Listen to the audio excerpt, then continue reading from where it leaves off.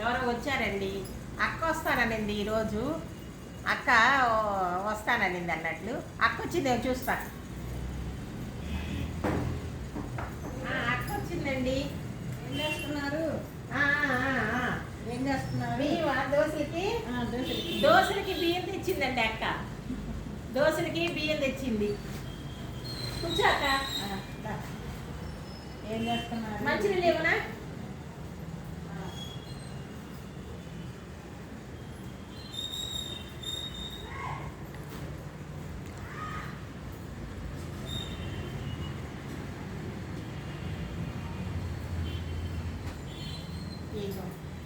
అడుగు.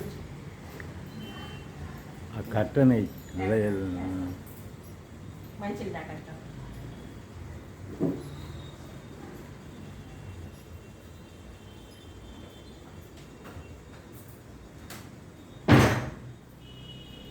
పోనీలే అక్క టయానికి వచ్చింది.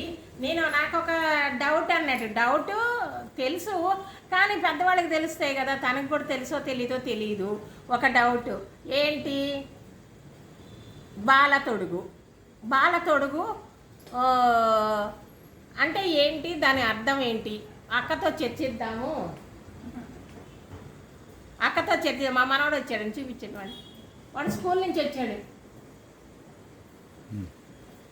అయితే దాని గురించి చర్చిద్దామని రండి, కూర్చుని చర్చించుకుందాం.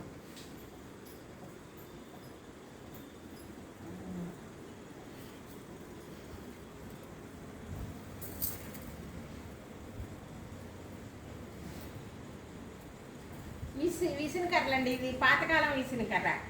పాతకాలంలో తాటాకు విసినకర్రలు అంటారు అన్నట్టు. ఇది తాటాకు విసినకర్రలు. ఇవి శ్రీరామనవమి వచ్చినప్పుడు ఇట్లాంటి 100 అలా కొని మనము పందిరిలో పంచిపెడతామండి. పందిరిలో పంచిపెడతాం. ఇప్పుడు కూడా దొరుకుతున్నాయి. ముందుగా చెప్పాలా, ముందుగా చెప్తే తయారు చేసి తీసుకుని వస్తారు. ఇది ఎప్పటిదో పాతది. నేను ఒకసారి ఇచ్చాను అక్క వాళ్ళకి, అందరికీ ఇచ్చాను. అది పాతది ఒకటి ఉంది. ఇప్పుడు దొరకట్లేదంట. ముందుగా చెప్పి ఒకసారి ఇవ్వాలని నాకు ఆలోచన. చూస్తాం. ఇది ఇట్లా ఫ్యాన్ ఇవ్వంటే ఇప్పుడు అంతా ఫ్యాన్లే కదండి. ఫ్యాన్లని అక్క బాలతొడుగు అని ఇదివరకు పెట్టేవాళ్ళు కదా. ఇప్పుడు కట్నాలు కానుకలు, అప్పుడు కూడా కట్నాలు, అవి ఆస్తిలో భాగాలు మగపిల్లలకి. ఆస్తి ఆడపిల్లలకి ఉందా? ఆడపిల్లలకి కూడా ఇవ్వమని తర్వాత ఇప్పుడు వచ్చింది. తర్వాత వచ్చింది. ఎన్టీ రామారావు గారు 82 నుంచి ఆడపిల్లలకు కూడా భాగం ఇయ్యాలా. 82లో ఎన్టీ రామారావు గారు ఆడపిల్లలకు కూడా వాటాలు. 83లో వచ్చారు ఆయన. అప్పటి నుంచి ఆడపిల్లలకు కూడా ఆస్తిలో వాటాలు ఇవ్వాలా అని చెప్పారు. రామారావు గారు చెప్పారు. అంతకుముందు లేదు. అంతకుముందు ఏముండేది? మగపిల్లల వరకే ఆస్తిలు ఉండేవి. ఆస్తిలు ఆడపిల్లలకి ఉండేది కాదు. ఆడపిల్లలకి పెళ్లి చేసేటప్పుడు ఇంత కట్నం ఇచ్చేవాళ్ళు. కట్నం ఇచ్చారు. బాలతొడుగు అనేవాళ్ళు. బాలతొడుగేమో బంగారము చిన్నప్పటి నుంచి ఉండేది. మీ అమ్మాయికి ఏం పెడతారని అడిగేవాళ్ళు. బాలతొడుగు ఏం పెడతారండి అని అడిగేవాళ్ళు. ఏం పెడతారు అని అడగరు. బాలతొడుగు ఏముంది అని అడిగేవాళ్ళు. అయితే బాలతొడుగు అంటే ఉండేవాళ్ళకి ఎక్కువే ఉంటుంది. ఇచ్చేవాళ్ళకి మెడలో ఒక గొలుసు, ఒక ఉంగరము అట్లా ఉండేది. బాగా డబ్బు ఉన్నోళ్ళు అయితే ఒంటి నిండా బంగారం. వడ్రాణం కానించి చేతికి మా అమ్మకు పెట్టారండి. మా అమ్మకి బంగారం 7 వారాల నగలు పెట్టారంట అప్పుడు.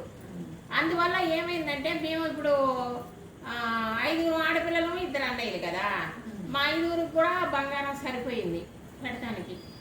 కొంచెం కొంచెంగా పెట్టుకొచ్చారు. అప్పుడు నాన్నగారికి ఎవరికైనా సరే నాన్నతాడు పైన గొలుసు, ప్రతి వాళ్ళకి అందరు ఆడపిల్లలకి నాన్నతాడు ఒకటి, పైన గొలుసు ఒకటి, ఒక చేతికి ఒక ఉంగరము, చెవులకు జోడు ఉండేది, జడకి కుప్పులు ఉండేవి, కాళ్ళకి పట్టీలు ఉండేవి. పట్టీలు లేకుండా పెళ్లి చేసేవాళ్ళు కాదు. కంపల్సరిగా అవి మాత్రం కంపల్సరిగా ఉండేవి. ఇప్పుడంటే ఒంటి నిండా ఇంకా బంగారాలు పెడుతున్నారు చెట్లుగా. అది వరకే అప్పట్లో అదే నాన్నతాడు పెడతామే పెద్ద గొప్ప. అప్పట్లో నాన్నతాడు ఒకటి పెడితే గొప్ప. నాకేమో నాన్నతాడు నల్ల పూసలు ఇక్కడికి ఉండేదండి, చిన్నది. 2 ప్యాట్లు ఇప్పుడు అందరు పెట్టుకుంటున్నారు కదా, అట్లా ఉండేది. నక్లీస్ ఒకటి, ఎర్రరాళ్ళ నక్లీస్ ఒకటి, అంతే పెట్టారు. 2 ఉంగరాలు, 2 రకాల కమ్మలు, అవన్నీ బాలతోటి కానీ పెట్టారండి. వాళ్ళకి పట్టీలు. కట్నం కూడా ఇచ్చారండి నాకు. కట్నం ఎంత? 1000 అప్పుడు 1000 అంటే చాలా గొప్ప అండి. అవును. అప్పుడు పిల్లనిచ్చేదే గొప్ప. అట్లా కాకుండా 1000 కట్నం ఇచ్చింది కూడా చాలా గొప్పగా ఉండింది. బంగారం పెట్టి పెళ్లి కూడా అమ్మ వాళ్ళే చేసేవాళ్ళు. పెళ్లి చేశారు. ఆడపిల్లల వాళ్ళే పెళ్లి చేసేవాళ్ళు. బాలతొడుగు అంటే పెద్దవాళ్ళు అడుగుతూ ఉండేవాళ్ళు అన్నట్లు. బాలతొడుగు, అమ్మాయికి బాలతొడుగు ఏముందమ్మా అని అడిగేవాళ్ళు. అడిగితే ఏంటి, ఉన్నోళ్ళైతే గాజులు కూడా పెట్టేవాళ్ళు, ఉంగరాలు, చెవులకు ఒక 2 జతల కమ్మలు, మెళ్ళ నాంతాడు, నల్లపూసలు ఇచ్చేయగలిగితే నల్లపూసలు, లేకుంటే ఒక చిన్న గొలుసు. అట్లా బాలతోడు కానీ అమ్మ వాళ్ళు పెట్టేవాళ్ళు. కాకుండా కూడా కొంచెం డబ్బు కూడా వేసేవాళ్ళు అండి. వాళ్ళ పేట డబ్బన్నా వేసేవాళ్ళు, లేకుంటే ఏదన్నా ఇల్లు, ఏదైనా స్థలము ఉంటే రాసేవాళ్ళు. అది స్త్రీధనం.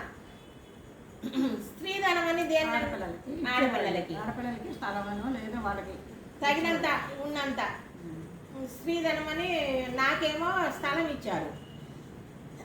మా అక్కకేమో, ఈ అక్కకి కాదు ఇంకో అక్క, ఈ అక్క కంటే చిన్న అక్కకి సింగునగర్లో పెంకిటిల్లు ఉండేదండి. పెంకిటిల్లు ఇచ్చారు. నాకు ఉట్టి ఖాళీ స్థలమే, మారుతి నగర్లో నా స్థలం. అట్లా కూడా అందరికీ కూడా ఏదో ఒకటి సమకూర్చేవాళ్ళు. ఉంటే, లేకపోతే లేదు, అంతవరకే. స్త్రీధనం అంటారు అది. ఎందుకంటే ఆమెకి కొందరు ఒక్కొక్క ఎకరం పొలం కూడా ఇచ్చేవాళ్ళు, పొలాలు ఉన్నవాళ్ళు. ఎందుకు? పొలాలు డబ్బు వస్తే వాళ్ళకి చేతికి ఖర్చులకు వస్తుంది. భర్త నడకుండా, అత్తగారిని నడకుండా ఆమెకి చిన్న ఆదాయం అనేది ఉండాలా ఎప్పటికైనా ఆడపిల్లకి. వాళ్ళ మీద భర్త మీద, అత్తగారు వాళ్ళ మీద ఆధారపడకూడదని ఉద్దేశంతో ఇచ్చేవాళ్ళు. ఇంకేంటక్క ఇచ్చేవాళ్ళు. ఇంటికి సామాన్ మాత్రం కంపల్సరీగా, సామాన్ అనేది ఇంట్లో సామాన్ అంతా ఇవ్వాల్సింది. ఇచ్చేవాళ్ళు. మంచము, ఒక డ్రాయిలు, ఒక మైలు పెట్టి, బింది, కావు, 2 బిందెలు, 2 పళ్ళాలు, అవి వంట చేసుకునే సామాను ఇచ్చేవాళ్ళు కంపల్సరీగా. ఎంత లేని వాళ్ళైనా అవి ఇవ్వాల్సింది. అలా ఇస్తే అత్తగారు వాళ్ళకి, అమ్మాయి కాపురానికి వచ్చేటప్పుడు సారే అంటారనమాట. సారీ తీసుకుని వచ్చేది. ఇప్పుడు వాళ్ళేమో అందరూ టీవీలు, ఫ్రిడ్జ్లు అవి ఇస్తున్నారు. ఇప్పుడు పరిస్థితి అప్పుడు అట్లా ఇచ్చేవాళ్ళు. మళ్ళా మగపిల్లోడికి పెళ్లికి అప్పుడు సైకిల్ అండి, అట్లాస్ సైకిల్. ఇప్పుడేమో అట్లాస్ సైకిల్ కంపల్సరీ పెళ్లికి ఇవ్వాల్సిందే. ఒక ఉంగరం, వాచి పెట్టేవాళ్ళు, ఉంగరం పెట్టేవాళ్ళు, సైకిల్ ఇచ్చేవాళ్ళు. ఇప్పుడేమో స్కూటర్లు, కార్లు కూడానండి. ఇప్పుడు కార్ కలిగిన వాళ్ళంతా కార్లు ఇస్తారు, స్కూటర్స్ ఇస్తారు. సైకిల్ లేదులేండి. సైకిల్ అసలు మచ్చుకు కూడా కనబడతలే మనకి. ఎక్కడ కూడా సైకిల్ అనేది కనబడతలే. పిల్లలు కూడా వేసుకొని వెళ్తలేదు. చిన్నపిల్లలు కూడా వేసుకొని వెళ్తలే సైకిల్.